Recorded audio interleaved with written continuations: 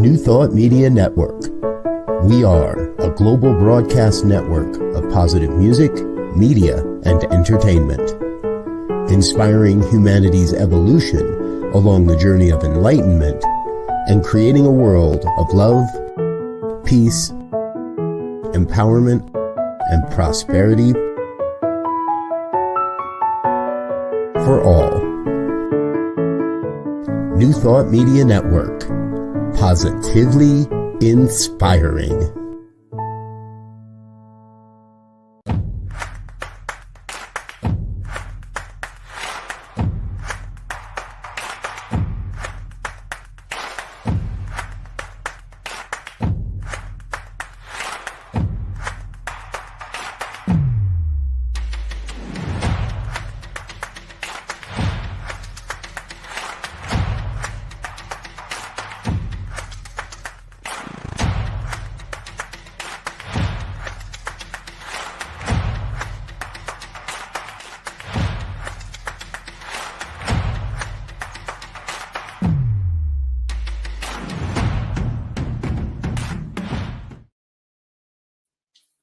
Hello, my friends, and thank you for joining us today for Spiritual Toolkit.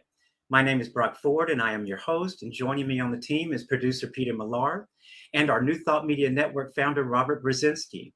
The idea for this show came from my sincere desire to be of support and a voice for the disenfranchised, the struggling, and hurting people within my reach, to offer spiritual and ethical practices that helps others transform their lives, relationships, and careers.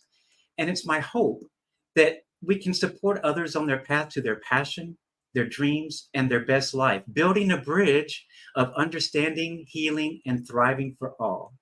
So we will have guests from all walks of life talking about real life and navigating its twists and turns and living triumphantly.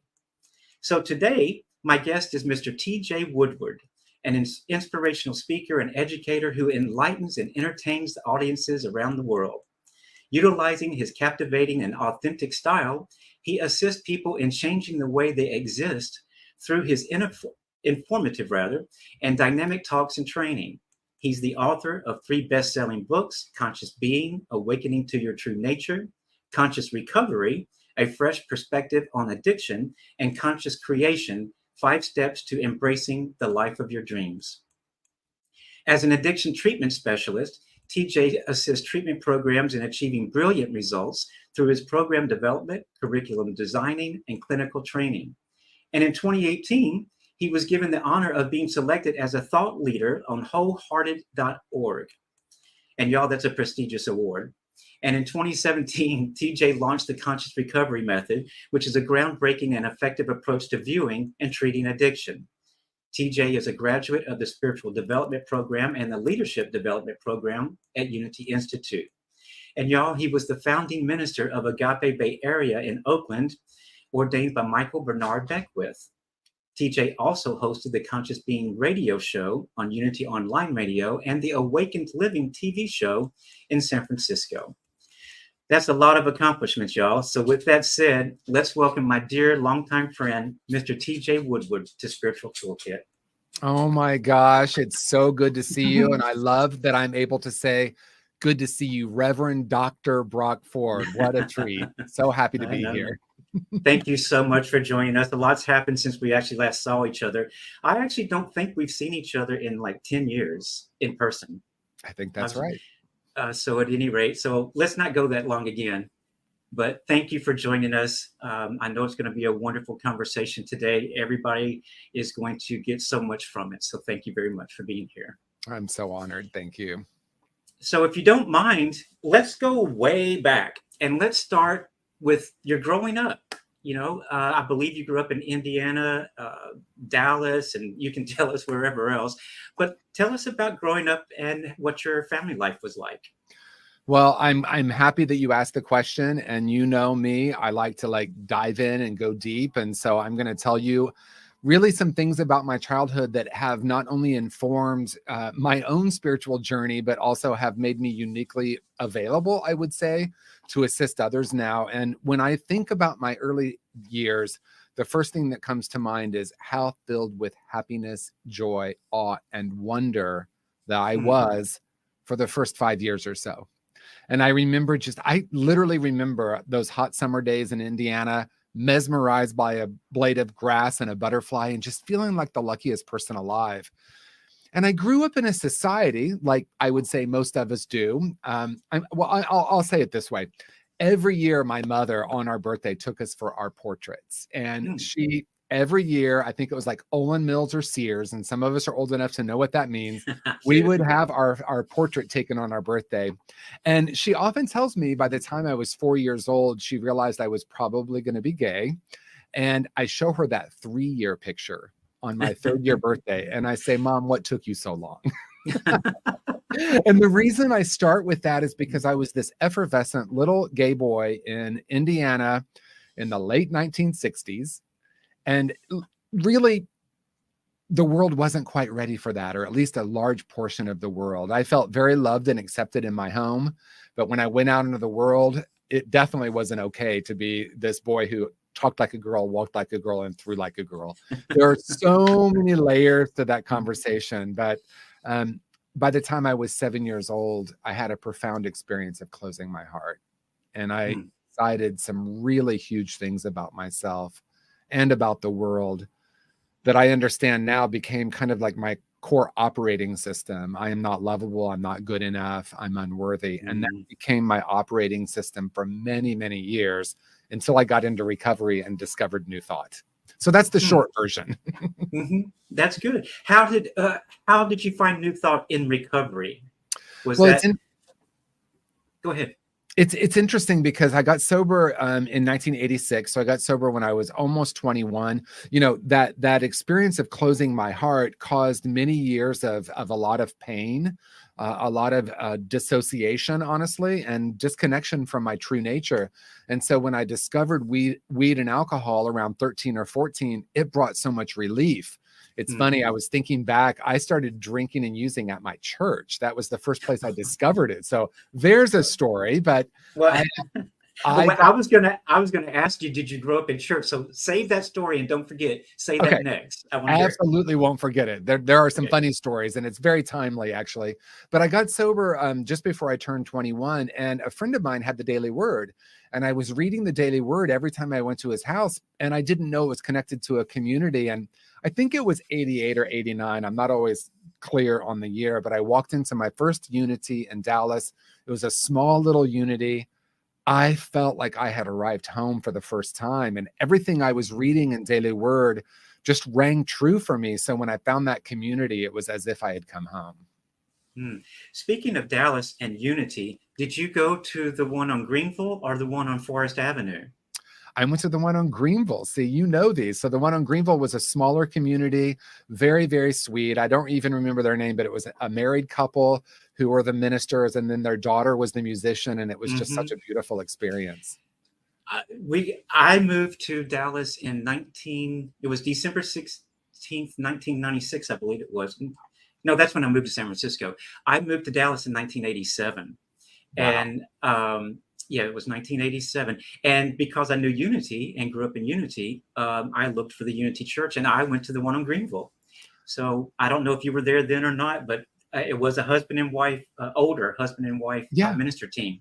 Oh my goodness, we were there together because I moved to Dallas. Well, I got sober in 86. I moved to Dallas in 83, and I moved to San Francisco in 91. So in 88, 89, and 90, I absolutely, during those years, certainly 90 and 91, I was at that little Unity on Greenville, and I just loved it. I had a small group of friends, and we went to Unity every Sunday, and then we would go to the San Francisco Rose on Greenville for brunch and talk about what we learned. And it was also new for us, and it was just a time of great enthusiasm. Well, how amazing our lives pass. Yeah.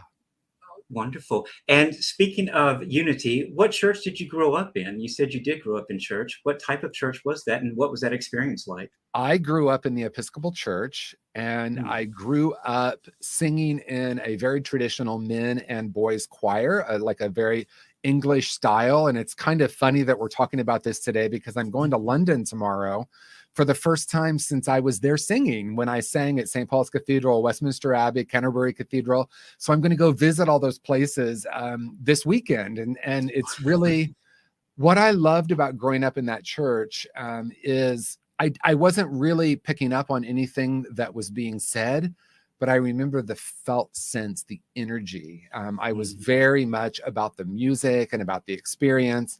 And if you know anything about the Episcopal Church or the Church of England, I call it guilt-free Catholicism. I know it's probably not really fair to say that, but I didn't grow up with this idea of a punishing God.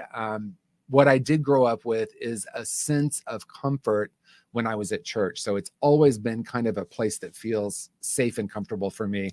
And I know that's not everyone's story, which is sad to me, but it certainly was my story. I think I grew up in a Southern Baptist family. My grandpa was a preacher.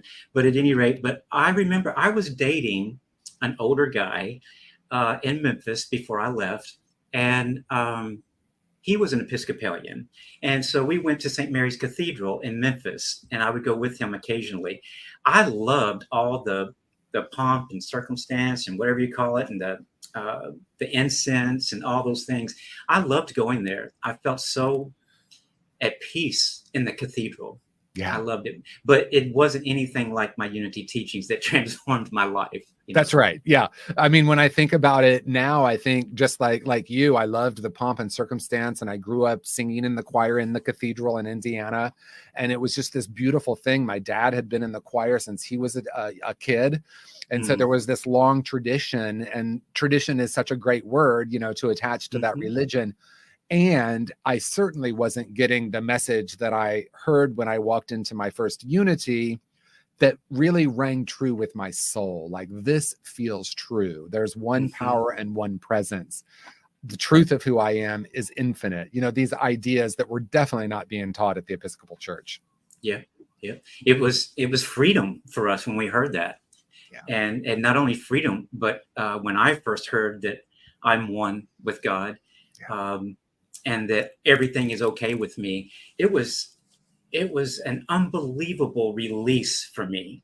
And I'm sure it was that way for so many people when they first heard those words at Unity. So praise God for Unity. Yeah. Well, and I know your one focus of your show is diversity. And obviously as a gay boy growing up in the Episcopal Church, I feel very, very fortunate because my first gay role models were older men who sang in the choir, who were very kind and loving. We had an openly gay priest growing up. And, if I think back, that was Indiana in the 1970s. It's kind of remarkable, really, that was my experience. And then, I have the opportunity of meeting people who, unfortunately did not have that experience, that were taught there's something fundamentally wrong with you because you're gay and you're going to hell. I know people who went to conversion therapy. So there are so many layers that I didn't experience, and I'm really grateful. And at the same time, what I love about Unity and other New Thought traditions is it can be such a place of healing for people who grew up with those messages, to have a new experience of what we call God, or a new experience of spirit. So true. When we first hear that we're okay and that God loves us no matter what, it's very enlightening. At least it was for me. So enjoy that. Let's talk a little bit about, you went from Unity to, as I said in your bio introduction, to Agape. Tell us a little bit about that switch. And I know that I visited your church in Oakland a couple of times when you were there. Yeah. And it was a very sweet community there as well. But tell us a little bit about your transition to Agape. And I know you have a wonderful relationship with Michael as well. A lot of people probably love to hear about that. But tell us about that a little bit. Yeah, I mean, I don't know which version you want, but Michael Beckwith has a term that I love, and that is the pain pushes until the vision pulls. And I like to be fully transparent. So when I had the calling to go into ministry, I absolutely decided that I was the heir apparent to Unity San Francisco, and that I was going to be the senior minister there. And let's just say the universe had different plans. And it was a painful time in my life, and it was a transformative time in my life. And I look back now and I have a great awareness or an understanding of what we call chemicalization. And if someone's not familiar with that term, it simply means our consciousness is raised to a higher level than we are currently operating. And when I had the calling to go into ministry, I went to our then minister, Reverend Maureen Bass, and I said, Maureen, I have kept this for a year. without telling you, but I've had the calling to go into ministry. And she said, "Oh dear, are you sure you're ready for that? Just fasten your seatbelt, darling," with her Southern accent. And that was the experience for me, because what had happened at that time of my life, and, I won't go too deep into the details, but I had kind of forgotten the truth. And when I say forgotten the truth, I had really built a lot of my life in a very egoic way. And full transparency, I was using Unity principles to manifest more stuff, right? I had this successful business. I had the house on the hill in San Francisco. I had this thing of wanting to look good again. And when I had the calling to go into ministry, I had an awareness that a deepening would be required. And I even had an awareness of some of the way I was living my life was probably not going to be congruent with my new awareness of how I wanted to be in the world. And so there was some difficulties there. I was ultimately, I was president of the board at Unity San Francisco for a long time. Then I became ministerial associate. When I went back to ministerial school, I attached. That was going to be what I wanted. I wanted to be senior minister, and it just didn't work out that way. And so through discernment and through trusting vision and through some painful experiences, I started an independent New Thought Center in 2012 that was called Awakened Living. And we did that for 4 years until Michael Beckwith reached out to me and asked me if I wanted to be the first satellite of Agape, which is obviously a massive honor, and so much congruency in consciousness with Michael and his teachings. Of course, it was a yes. So we affiliated with Agape. I became ordained through Agape during that time. And for the next 3 years, then I was the senior minister of Agape Bay Area. It was a beautiful crowd of people there. I remember them. Thank and you. I remember Allison.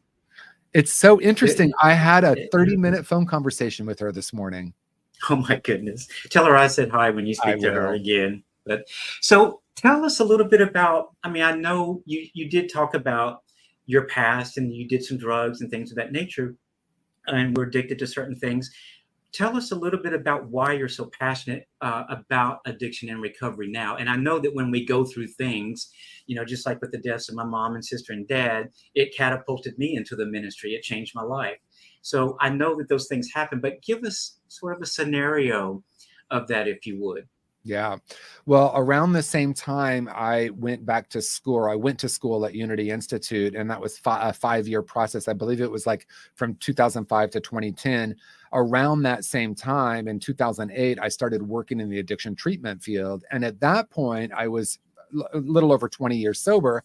And I promised myself I would never work in treatment. That was not my path. And again, my idea was that I was going to be senior minister of a community, and that was my path. And, I thought I knew that was it. And when I started working in the addiction treatment field, I fell in love. I fell in love with the transformation that could happen.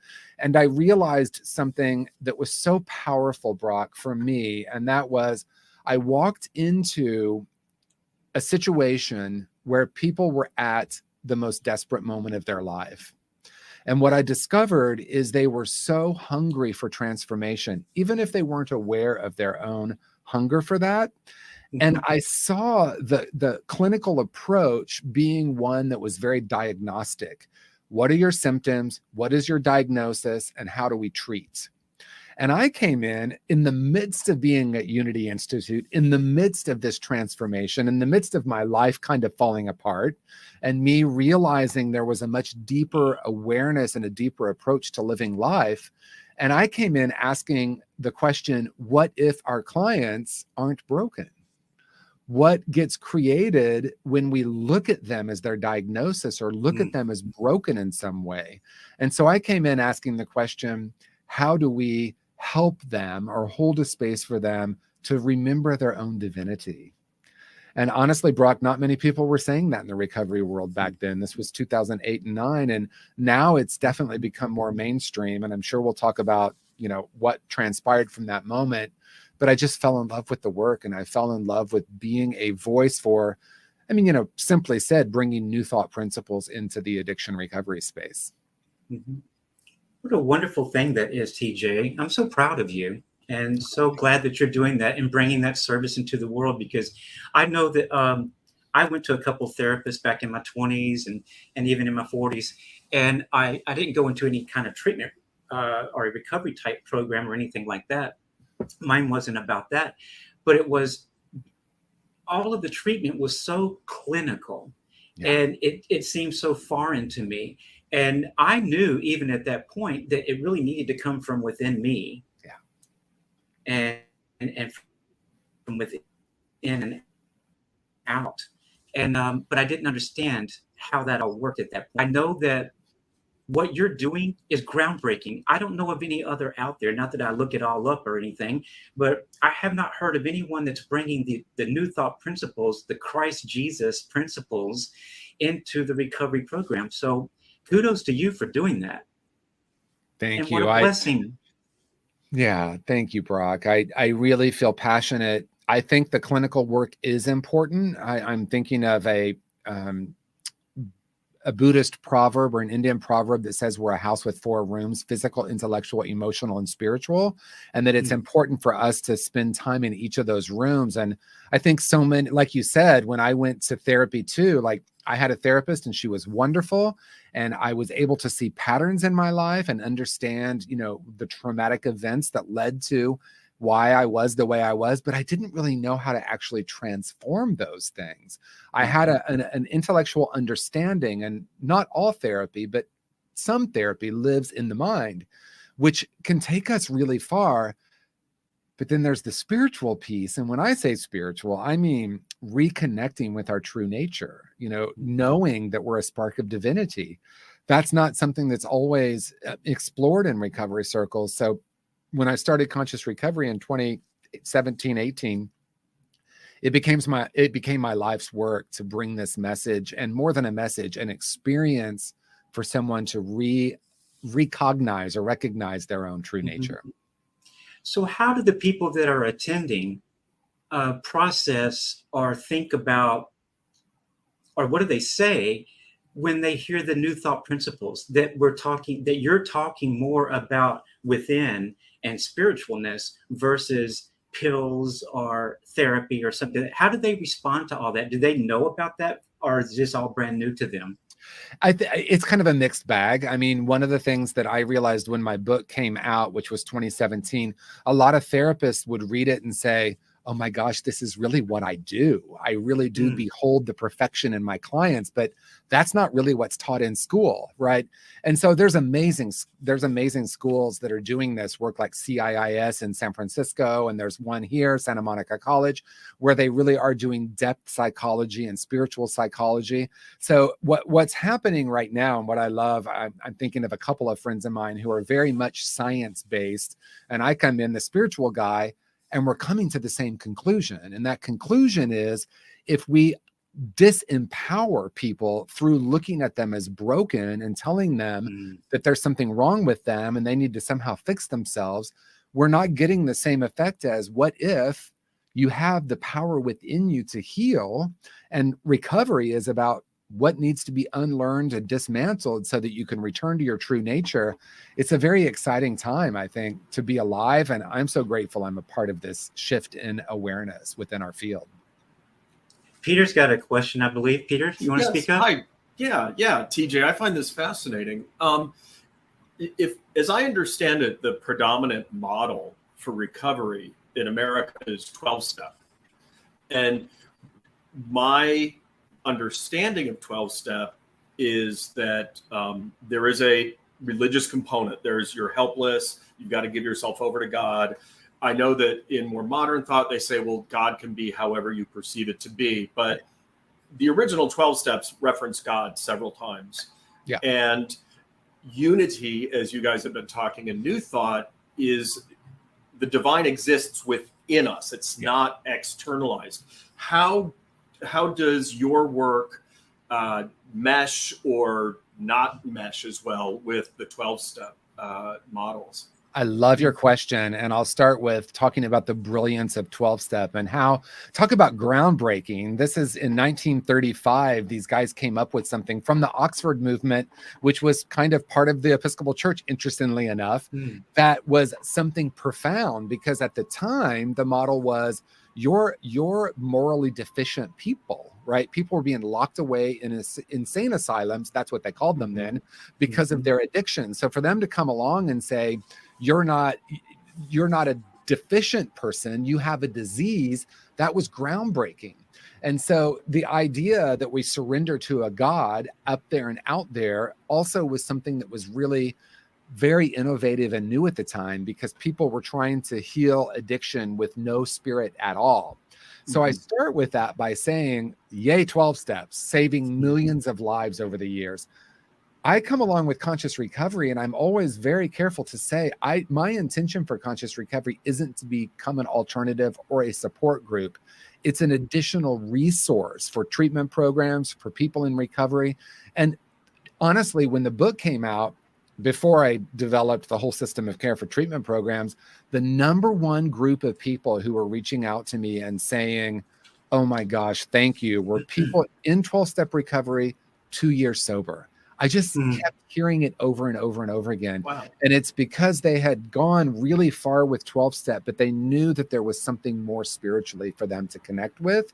And they also knew there was something deeper to heal within themselves. Because with conscious recovery, I'm very curious about how we heal the underlying root causes of the addiction, not just treat the symptom. Okay. Thank you. Yeah. Thank you. Thank you, Peter. You're welcome. I'll let you two continue now. Thank you. Well, and just another thing with that, it's like, I think in some ways the concepts in conscious recovery might seem really counter to 12-step. And in other ways, they're very congruent, right? So like the idea of there's something wrong with me and I need to surrender. My version of that in conscious recovery is much more of a new thought approach. And that is, when I have separated from my true nature, right? Okay. When I separate from my true nature, I believe I'm broken, and then I act broken in the world, right? There's a focus on character. Okay, see, now that rings the bell for me. Yes. I know some people in 12-step programs, and especially early on in their recovery. A very dear friend of mine is years and years and years, and he is not like this now, but so much self-defining based on what he was seeing in 12-step. And I understand it was very supportive for him to stop drinking, but it was, wow, you're really defining yourself externally now. And that was uncomfortable to see, because I do like these principles where we can envision and manifest our destiny. But of course, that's like a varsity level skill to be able to do that. And so I'm sure there's steps, no pun intended, before the embracing one's own divinity and using that, being empowered by it. Exactly. And I love what you're saying, because that was me. When I discovered recovery and I went to 12-step meetings, I thought it was the one and only answer, and I was proselytizing. It was the one and only answer. Right. And I bought everything that I heard in every meeting.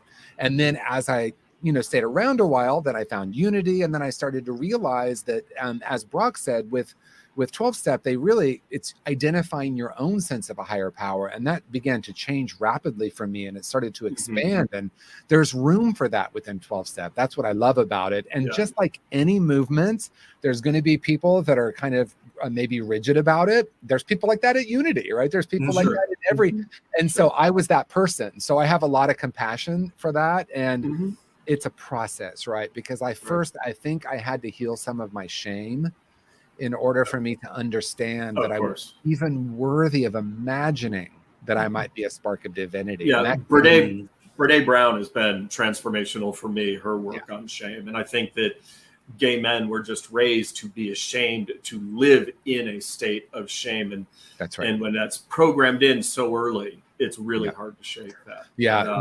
With conscious recovery, I identify the 3 root causes of addiction as unresolved trauma, spiritual disconnection, and toxic shame. And when I think about gay men, or anyone in the alphabet, if you will, anyone in the community, I know it's changing, but for any of us of a certain age, we have all three of them. It's almost an automatic, right? Even though I didn't grow up in a church that was telling me there's something fundamentally wrong with you, I did hear that at school. I did get called the F word on a daily basis, right? So like, I didn't not absorb the shame of just being who I am. So I agree completely. Healing that is so important for us. Well, I think that whole notion of when we're separated from our true self, when we're not in touch and embracing our true self, we move through the world as though we are damaged, and damaged people create more damage, sort of. That's right. But anyway, I'm hijacking Brock's show. I mean, I don't know if Brock's okay with this, but I love this. But no, it's all good. One of the things because 100% correct, damaged people, hurt people, hurt people. The great news, and the three of us know this, and I'm guessing people watching now also know this, the great news is healed people heal people. And I have played both roles. I'm not going to be here to tell you that like I discovered unity and it was this beautiful path toward enlightenment. I went through some really dark times. During my recovery, I forgot who I was, and I was acting out of, as my friend Temple Hay says, my woundology, and I was causing harm in the world again, right? So it really is not about this idea of becoming good. It's this idea of becoming more and more who we truly are. And I had this profoundly simple idea, and that is, when we know the truth of who we are not causing harm in the world. We are being love in the world. It's true. It's true. And let's take what you just said, we are being love in the world, not causing harm, because right now, let's take that into our process, into our hearts as we go into a break. Peter, we need to take a break for a few minutes. We're 30 minutes in, and everybody stay tuned. Run to the bathroom really quick if you need to, get something to drink, and we'll be back in 3 minutes. All right, here on the New Thought Media Network. Yes, sir.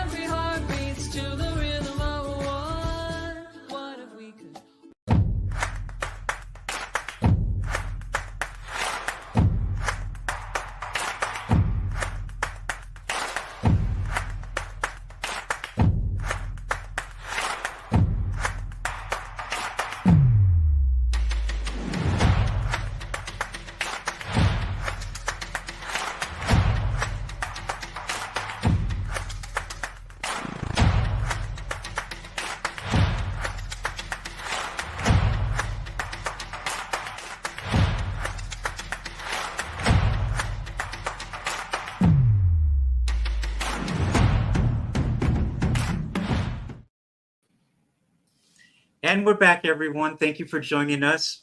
Welcome back, TJ. Thank you for being here, and thank you, Peter. Thank So you, we Brock. left.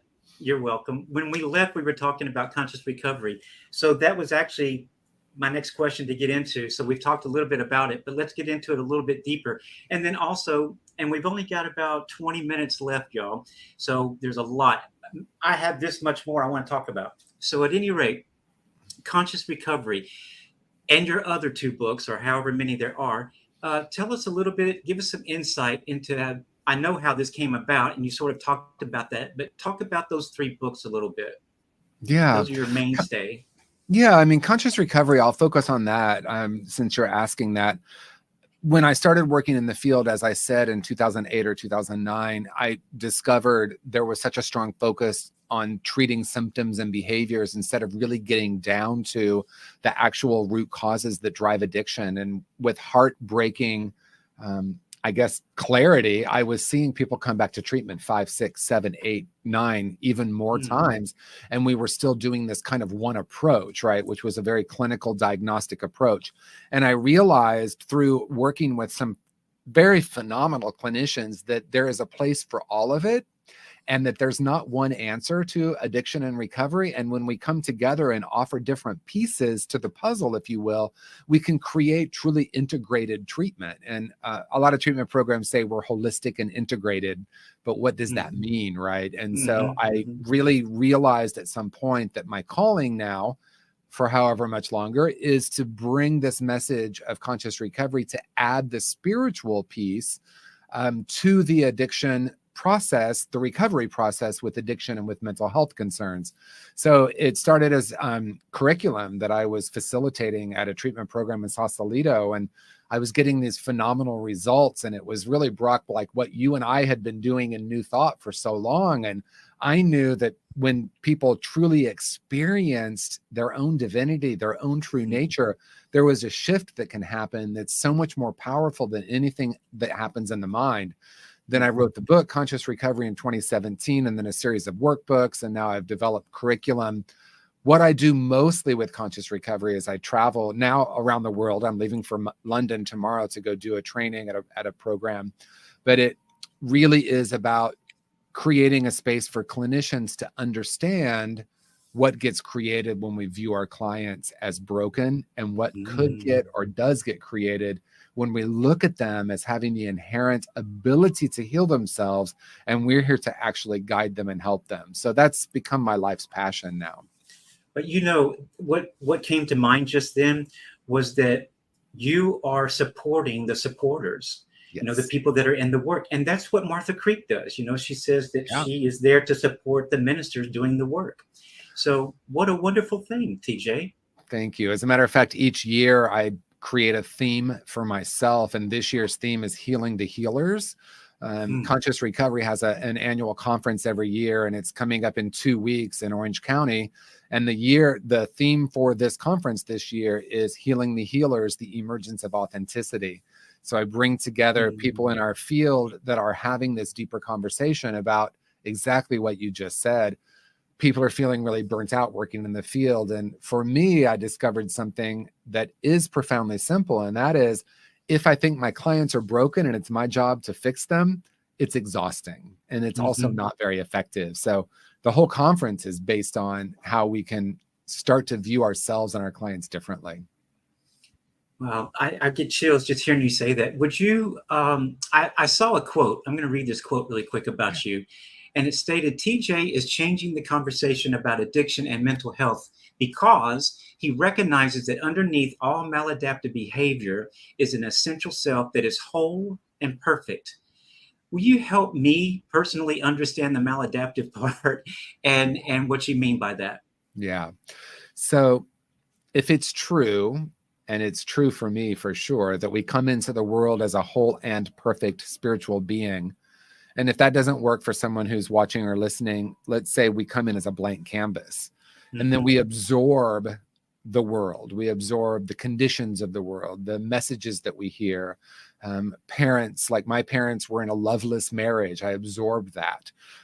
I developed what I call core false beliefs about myself, and those become the operating system. And we know in New Thought that that becomes an energy or a frequency, right? So Mhm. no matter how hard I try, I keep finding myself in relationships that are confirming I'm not lovable or I'm not good enough.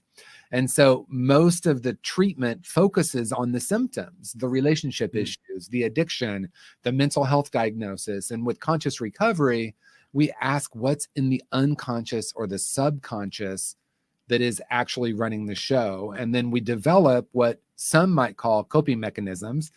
I call them brilliant strategies. In clinical terms, we call them maladaptive behaviors. And all that means is I discover something that brings me relief, and then it works until it doesn't. And then it's not actually working, but I'm continuing to do it.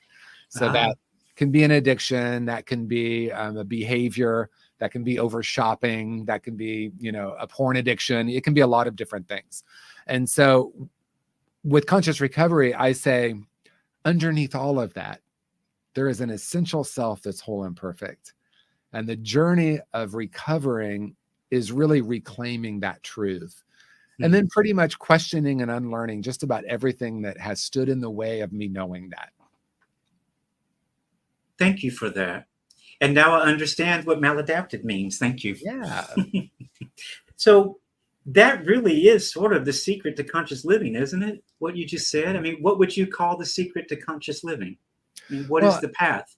Well, I think when we think about consciousness or conscious, because my books are conscious being, conscious recovery, and conscious creation. So obviously there's a couple different ways to talk about it, right? And, in New Thought, we talk about relative and ultimate reality. And that's the same with consciousness, right? There's collective consciousness. In other words, the ideas and beliefs that we collectively agree upon, and that's different culturally based on race or age or ethnicity or socioeconomic status. But we get taught things that become our operating system, if you will, or the way we see the world. And that's relative consciousness. What affects that is, as I was saying before, what gets trapped in the unconscious. And I love what Carl Jung said. He said, until we make the unconscious conscious, it will direct our life and we will call it fate. And so what's living in the unconscious? If you plant a maple seed, you will get a maple tree. And so if I plant an I'm not lovable seed, I'm going to see it everywhere, right? Where I'm projecting that onto everything. And really, it's not about trimming the branches or putting some pretty lights on the tree. It's about getting down to that root. The analogy continues to work. Getting down to the root. It's not even cutting the tree down. It's where did this seed develop? How do I start to heal that seed and ultimately return to that place that is pure consciousness, which is God, source, essence, beingness, whatever word we use to describe the place within us that is unharmed and unharmable. Thank you for that. Yeah. And I hope that everyone watching this now and watching this later, we have a lot of people that look back at these over the week. I hope that they hear this particular part. Thank you for that. Thank you, Brock. So would you be willing to read a passage from one of your books? It's interesting. You asked me that, obviously, when we were in the green room and I'd opened to a page. And what's interesting, Brock? It's what we were just talking about. And that, I literally just opened it to a page. So I'm going to read from my book, Conscious Creation, which is my newest book. And conscious creation is this 5-step process to creating the life of our dreams that I created. And one step in this, or one piece in it, is the O. It's a 5-step process movie, MOVIE. We can talk about that later if we have time. But the O is overcoming core false beliefs. So it's very interesting. That's what I opened to. Unconscious patterns. Thought does have power. You can change your thoughts and thereby alter reality up to a point. But thought is not alone in this reality changing process. Thought and action are often fueled by emotion, and emotion is associated with something deeper. The unconscious filters that color our worldview, the structural elements of our reality that I'm calling core false beliefs. Core false beliefs are certain types of belief that are grounded not in fact, but in emotion and memory. Core false beliefs are ideas about ourselves. Let me say that again. Core false beliefs are ideas about yourself that are held deep in the unconscious. Deeper than thought, they are your primary filters, and they have become embedded in your body and even in your energy field. These beliefs are what have produced and written, cast, directed, and filmed the old movie you're now trying to transform. And unless you acknowledge that producer, become aware of it, and start to evaluate the way it works, you won't be able to write a new script, much less put it into production. Unless you get down to these beliefs and bring them into conscious awareness, these unconscious beliefs will be in charge, not you. And isn't it interesting that that's exactly what we were just talking about? It was. It's all divine order, right? Absolutely. And that was very powerful, what you just spoke about. And I wrote down primary filters. I want to remember those two words. Thank you for that. Thank you. And do you have that book with you right now that you just read? I do. Hold it up so they could see there we go. If you can see, it's Conscious Creation. It's a movie projector, because the idea of the book is that we're projecting onto a blank screen or a blank canvas and calling it reality. And when we're using those primary filters, whether that's, I had this very interesting thing in my 20s. I had a core false belief that I was unlovable, but I also had a core belief that people were going to like me. So I walked around in the world with everyone liking me, but I just couldn't connect to someone actually loving me. So that's what we're talking about. That's the projector. And as our friend Byron Katie says, we walk around with a piece of lint on that lens, and we see it everywhere, and we think it's happening in the world, but it's really about clearing that lens. As a matter of fact, I opened this book with that paragraph from her book, Loving What Is, because her work has been so transformational in my life. It has for me too. I want to chime in here for a second. I went to your website, TJ, and I think there's three of your books there: Conscious Recovery, Conscious Creation, and Conscious Being. I want to make sure people see that. I'm definitely interested in reading these. And I wanted to chime in. Are you familiar? It was written maybe 2 years ago, I think, maybe 3. A book called What Happened to You. It's a collaboration of Oprah Winfrey's, actually. And let me find the other author. If it's who I'm thinking of, it's very interesting. I was just reading her post about it yesterday. Bruce Perry is the other. Yeah.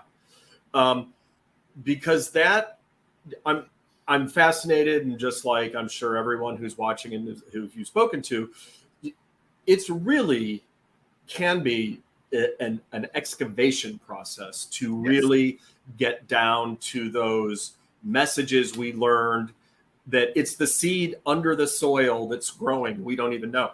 And I found, I've not read the entire book, but I found a lot of passages in that book and a lot of the explanation about how we are programmed from a very early age. And the author, Perry, talks a lot about how as children, as babies, as newborns, we are sponges. We absorb everything because that's our job, we're new in the world. We got to figure it out. And how, unfortunately, we're not always exposed to positive, reinforcing, loving messages and things like that. And so I suggest it to people who are fascinated by what you're saying right there. And if they want to even go further and learn some stuff about it, it's a very informative resource. It sounds like there's a lot of congruency there. I mean, it's interesting. There's two things that are coming to mind as you're speaking. One is, if we look at brain development as a very small child, our brains aren't even developed. So we don't have the cognitive ability to understand what's happening. We are purely absorbing energy. And so sometimes when I say 80 to 90% of the way we communicate is through energy, if anyone has pushback on that, we go to the brain science of it, right? Because that's why we know that trauma that happens in the first 5 years of life can often be more significant than later traumas, because we absorb. Like a very small child who is sexually abused, for example, believes it's their fault somehow. or that they Sure. did something wrong, or that they are wrong. And it's because our minds at certain developmental stages are, if mommy's mad, I'm bad. If daddy is absent, I'm unlovable. It Yeah. doesn't need to make cognitive sense. And I come alive with this conversation, because what happens is so many of the approaches or the ways we try to frame it is we try to change our relationship with these core false beliefs through the mind, but they Right. didn't originate in the mind. They originated in the body, in the psyche, in the spirit. And what I add to the entire conversation that you just said is, yes, and in addition to that, there's a place that's unharmed and unharmable. There's a spiritual essence about you.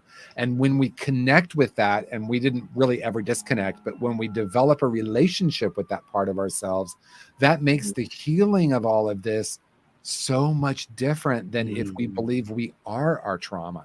And so that's why, I could talk for a whole hour on trauma healing, but a lot of times we think people aren't ready to heal the trauma because they think it's about going back and re-experiencing the trauma, but they also believe that they're fundamentally broken because of the trauma. And I'm saying, what if that's not the whole story? Yeah, right. No, I think that's fantastic. I think that, and my recollection of what I read in this particular book is it does take some of the more clinical sort of look at it, and that element that you're speaking about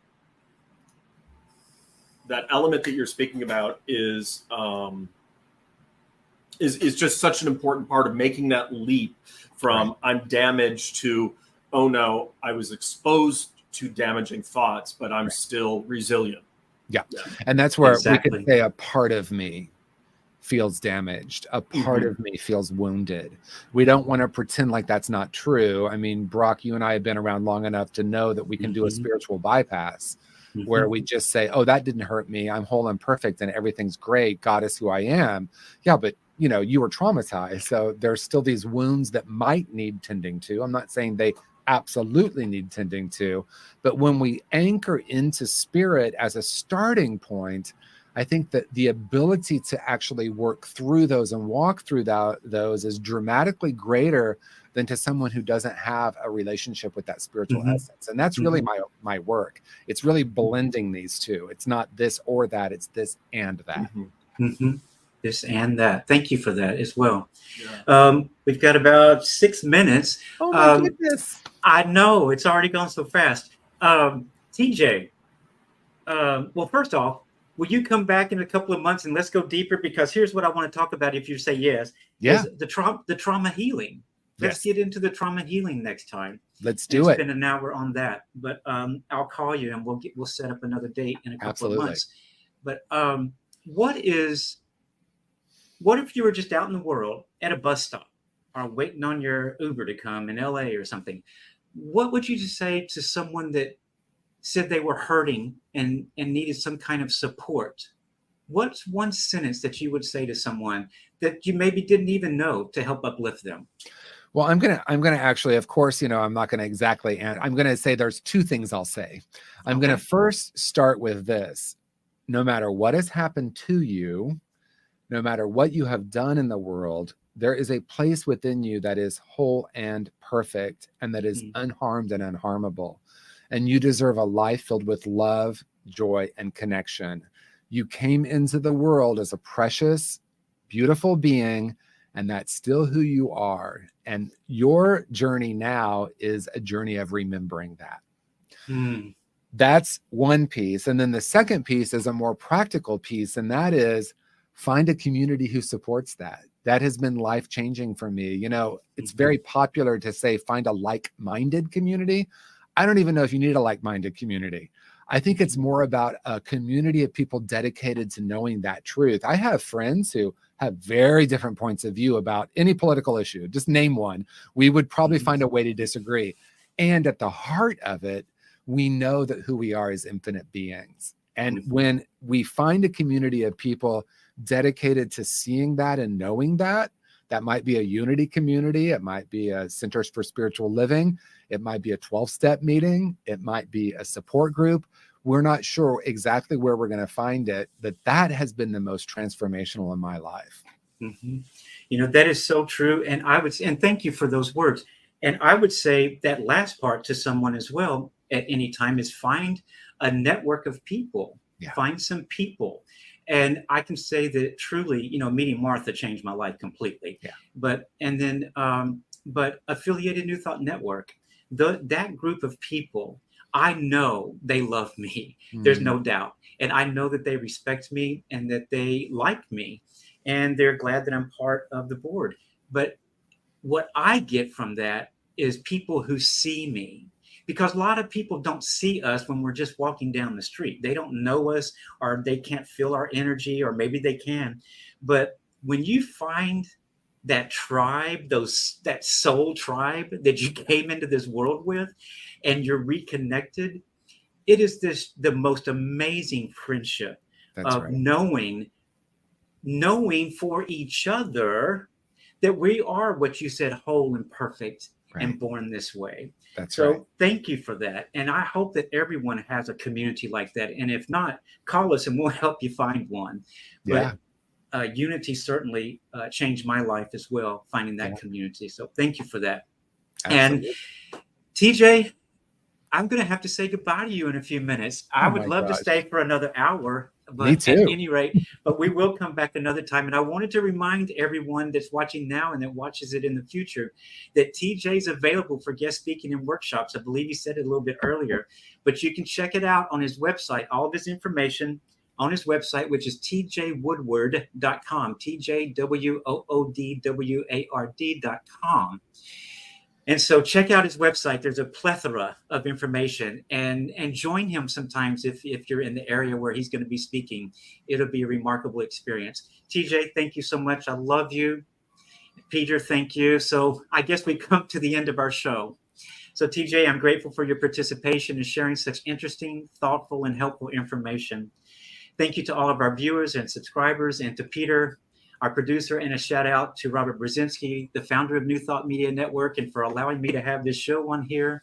And join us next week when we meet with founder of Urban Angels San Francisco, Nelson Berry, a really dear good friend of mine. Yeah. He's the one that got me into working with the unhoused and things of that nature. So I'm looking forward to having him. So y'all come back and meet Nelson next week, and make sure to check out all the other great shows on New Thought Media Network at ntmedia.org. Good night. Come back next week for Spiritual Toolkit. And don't forget to check out ntmedia.org on New Thought Media Network. Thank you so much, TJ. Thank you, Peter. Thank you, Brock. Love you. Love you too. And blessings to everyone.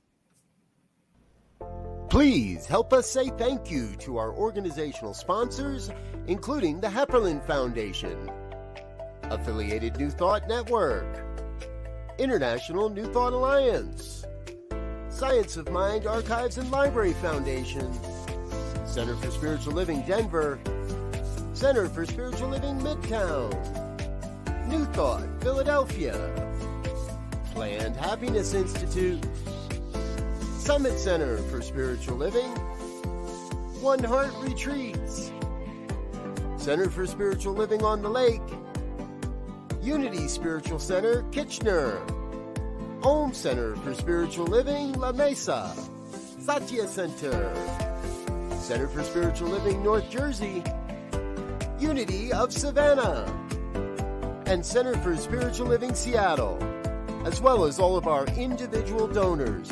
Thank you for making New Thought Media Network a place to be. Please come be you. And remember, like, share, and subscribe. New Thought Media Network, positively inspiring.